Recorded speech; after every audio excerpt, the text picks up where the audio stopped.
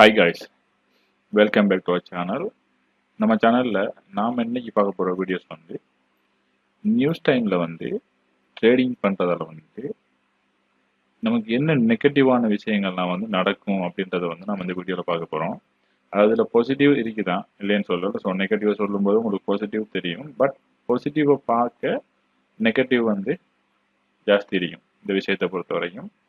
So அதுதான் நம்ம இந்த வீடியோவில் பார்க்க போகிறோம். அதுக்கு முன்னாடி நம்மளுடைய யூடியூப் சேனலை நீங்கள் இதுவரையும் சப்ஸ்கிரைப் பண்ணல அப்படின்னு சொன்னால் சப்ஸ்கிரைப் பண்ணி வச்சுக்கோங்க.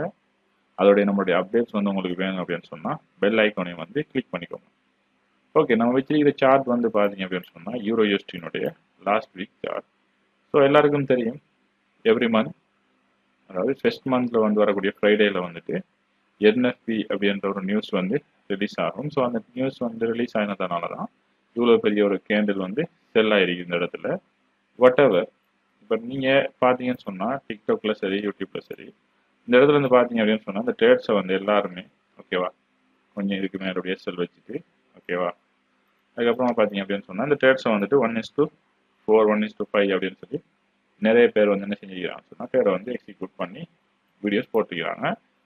அண்ட் வந்து பார்த்தீங்கன்னு சொன்னால் நம்மளுடைய எக்ஸிக்யூஷன் வந்து அதோட சேர்ந்து இருந்ததுனால நமக்கு இருந்துச்சு. பட் நாம் அந்த நியூஸ் டைமை வந்து டார்கெட் பண்ணி நம்ம என்ன செய்ய மாட்டோம், ட்ரேட் பண்ண மாட்டோம். ஓகேவா, நியூஸ் டைமில் வந்து நம்ம ட்ரேட் பண்ண மாட்டோம். இதை விட்டுட்டு ஒரு சிலவங்க நாங்கள் ஏதாச்சும் ஒன்றை புதுசாக பண்ணுறோம் அப்படின்னு சொல்லிட்டு என்ன பண்ணுவாங்கன்னா, கரெக்ட், இப்போ நியூஸ் தெரியும் இப்படி வந்துடுச்சு அப்படின்னு சொன்னால் இந்த கேண்டில் இப்படி கிரியேட்டாக தான் போகுதுன்றது தெரியும். ஓகேவா, அந்த நியூஸுக்கு ஒரு ஒன் சைட் தான் வந்து என்ன செய்ய போகிறான், ரியாக்ஷன் பண்ணுவான் அப்படின்னு சொல்லி நினைக்கும் போது, பட் இப்படி ஒன் சைட் தான் ரியாக்ஷன் பண்ணுவான்றதுக்கு எந்த ஒரு 100% வந்து எந்த ஒரு உத்தரவாதமும் கிடையாதுங்க. முதல்ல அதை விளங்கிக்கோங்க. அப்படி இல்லை, பட் அவங்களுடைய நம்பிக்கை வந்து அப்படி இருக்கும்போது வந்து என்ன பண்ணுவாங்கன்னு சொன்னால், ஓகே இந்த சைட் வந்துச்சு அப்படின்னு சொன்னால் கொஞ்சம் ஓகே இந்த லெவலுக்கு கீழே போகக்குள்ள என்ன பண்ணிடு, செல் பண்ணிடு. ஓகேவா, இப்போ இதுக்கு முன்னாடி இருந்த ஹை ஓகே இந்த லெவலுக்கு மேலே போகும்போது வந்து பை பண்ணிடு அப்படின்னு சொல்லி கொடுத்துருவாங்க. ஸோ இப்படி கொடுத்துருந்தா இப்போ இந்த இடத்துல இந்த என்ட்ரி ட்ரிகர் ஆகி இருந்தால் இந்த என்ட்ரி வந்து என்ன செய்யணும்னு சொன்னால் ஒரு சின்ன ஒரு லொஸோட வந்து போயிடும். ஸோ அதுக்கப்புறமா இதில் வந்துட்டு பை பண்ணி ஓகே இதில் வந்து செல் பண்ணிட்டு இந்த இடத்துல வந்து என்ன பண்ணுவாங்க, கீழே இது வரைக்கும் நமக்கு டார்கெட் கிடைக்கும் அப்படின்னு சொல்லி நினைப்பாங்க இல்லையா. நீங்களும் இப்போ நான் சொல்லும்போது வந்து அப்படி தான் நினச்சிருந்துருப்பீங்க. சரியா, ஓகே. இப்போ நியூஸுக்கு முன்னாடி வந்து எக்ஸிக்யூட் பண்ணுற ட்ரேடும் நியூஸ் டைமில் வந்து எக்ஸிக்யூட் பண்ணுற ட்ரேடுக்கும் வந்து என்ன நடக்குது அப்படின்றத வந்து நம்ம ஒரு வீடியோஸை வந்து என்ன செய்வோம், பார்ப்போம். ஓகேவா, முதலாவது அதை பார்த்துருவோம். இப்போ வந்து இது வந்து பார்த்தீங்கன்னு சொன்னால் நம்ம நியூஸ் டைமில் வந்துட்டு என்ன செஞ்சுக்கிறோம், ஒரு buy stop and sell stop வந்து என்ன செஞ்சுக்கிறோம், நாம ட்ரேட் வந்து போட்டிருக்கிறோம். ஓகேவா, ஸோ போட்டாச்சு. இப்போ நியூஸ் வந்து ரிலீஸ் ஆக போகுது. இன்னும் ஒரு 2 செகண்ட்ஸ் நான் புஷ் பண்ணுறேன். 1 செகண்டில் வந்துட்டு ரிலீஸ் ஆக போகுது நியூஸ். அப்போ நம்ம போட்டு இடம் பார்த்தீங்கன்னு சொன்னால் செல் ஸ்டாப் நம்ம பிளேஸ் பண்ணிடுறது இங்கே, பை ஸ்டாப் பிளேஸ் பண்ணிடுறது இந்த இடத்துல. ஓகே, டேக் ப்ராஃபிட் இந்த இடத்துல வச்சுக்கிறோம், இங்கே வந்து டேக் ப்ராஃபிட் வச்சுக்கிறோம். ஓகே, இப்போ என்ன நடக்குதுன்னு பாருங்க.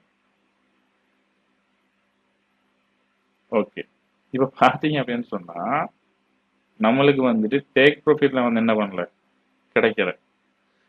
ஏன் என்ன ஆச்சுன்னா இந்த என்ட்ரி வந்து ட்ரிகர் ஆகினதே இங்கே கீழே. ஓகேவா, இதுக்கு தான் என்ன சொல்லுவாங்கன்னு சொன்னால் ஸ்லிப்பேஜ் அப்படின்வாங்க.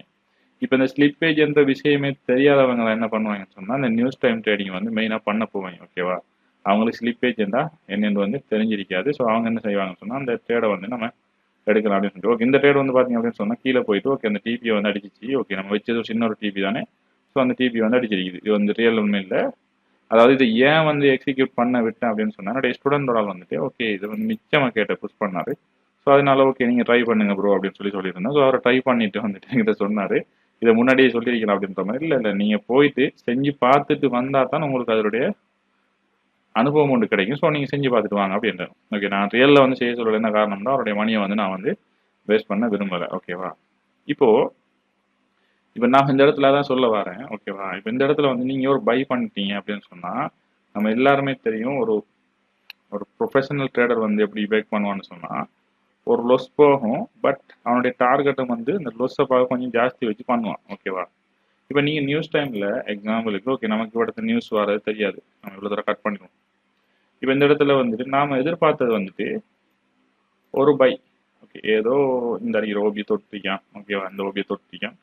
ஸோ நம்ம இங்கே இந்த பை எதிர்பார்த்து எஸ்டப்ளஸ் வந்து இந்த இதுக்கு கீழே வைக்கிறோம். நம்மளுடைய டார்கெட் வந்து நியூஸ் கேண்டில்ன்றதுனால ஒரு 1:5 கிடைக்கிற மாதிரி ரிஸ்க் ரிவார்டு வந்து நம்ம செட் பண்ணிக்கலாம். ஓகேவா, செட் பண்ணிட்டு இப்போ நியூஸ் வந்து என்ன நடக்குதுன்னு சொன்னால் இப்படி போயிடும். ஓகே, உங்களுக்கு இங்கே வந்து காமிக்கும் போது இந்த ஸ்டாப் லாஸ் வந்து இவரத்தை காமிக்குது இல்லையா? ஸோ நான் ஆல்ரெடி வந்து காமிச்ச வீடியோவில் பார்த்த மாதிரின்னு சொன்னால் இந்த ஸ்டாப் லாஸ் இங்கே அந்த ஆட்டோமேட்டிக்காக என்ன பண்ணணும்னா இங்கே வந்துடும்.